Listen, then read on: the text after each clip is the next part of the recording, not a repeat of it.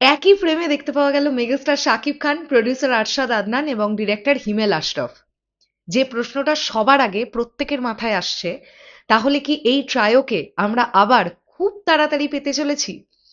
যে টিমটা প্রিয়তমার মতন একটা অল টাইম ব্লকবাস্টার সিনেমা বাংলাদেশ ফিল্ম ইন্ডাস্ট্রিকে উপহার দিল আফটার করোনা বা আফটার কোভিড, যে টিমটা প্রিয়তমার পরে রাজকুমারের মতন একটা সিনেমা বানালো, সেই টিমটা কি আবারও খুব তাড়াতাড়ি অর্থাৎ আগামী বছরই আবারও একসঙ্গে আসবার একটা প্রবল সম্ভাবনার ইঙ্গিত আমরা পেলাম আজকে সোশ্যাল মিডিয়ার দ্বারা?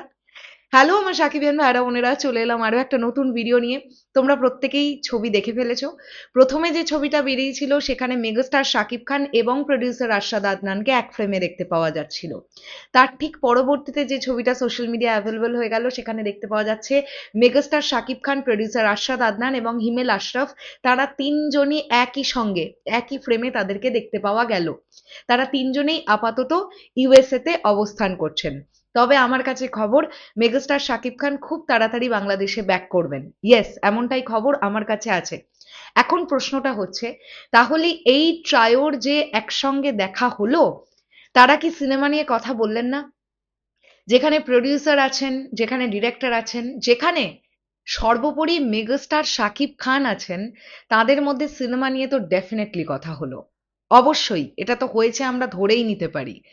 তাহলে কি কোনো পজিটিভ দিক গেল? মানে আমরা কি গ্রিন সিগন্যাল পেতে পারি?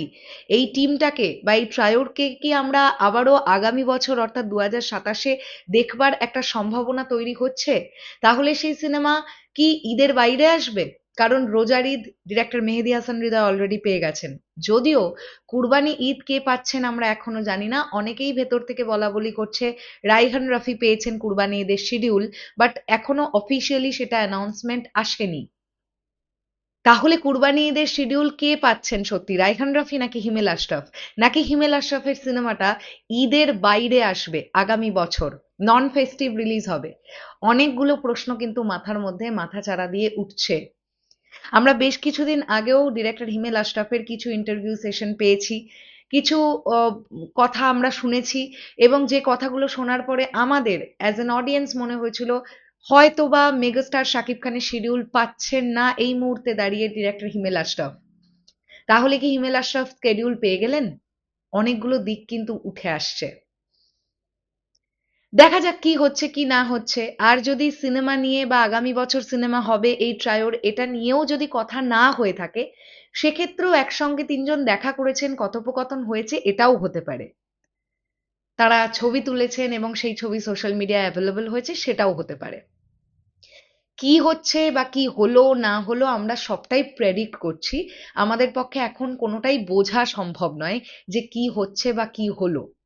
সময়, ধৈর্য, অপেক্ষা করতে হবে আমাদের। দেখা যাক। কিন্তু তোমাদের কি মনে হচ্ছে সেটা অবশ্যই কমেন্ট সেকশনে জানাও। আসছি আবার খুব শিগগিরই। তাহলে এখনের জন্যে টাটা।